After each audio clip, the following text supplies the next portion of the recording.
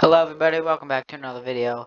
My name is Northeastern Railfan and I will be showing you guys how to get every single dinosaur in Jurassic World Evolution and be able to spawn them in the game. So what you're going to want to do is you're going to want to select any map. Right now I'm on Isla Nublar. So first you have to, let me just go back.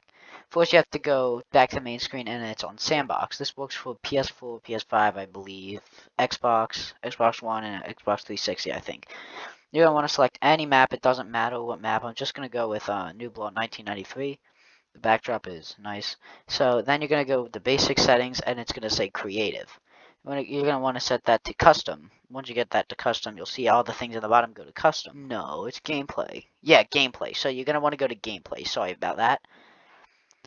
So what you're going to want to do is you're going to want to click on the gameplay tab, which is the third tab underneath basic settings. So first go to basic settings, custom, and then gameplay once again. Then what you're going to want to do is you're going to want to go over here. You're going to want to turn scientist off. Both of these will go off, but I'm going to turn this one off first just to be safe. So all three scientists are off. Scientists invest off. Infinite candidate refreshes is off. Scientists is off. Expeditions and fossils off. Research off.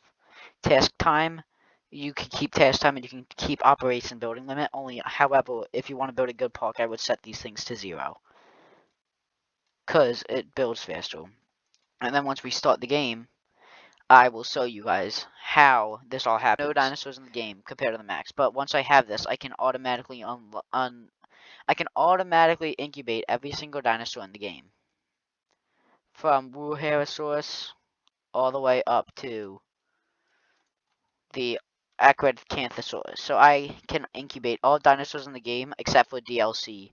One way that this is really cool is that you don't have to grind the T-Rex, and you can automatically incubate the Indominus Rex without having to go through the gruesome task of completing its genome, which is incredibly hard.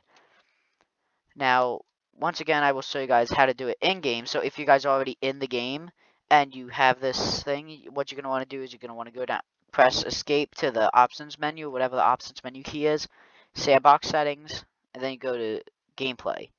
And then it's the same thing. You have to make all scientists go off. Everything goes off, basically, except for the operation building limit.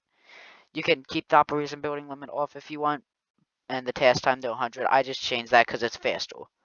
And thank you all for watching this quick tutorial.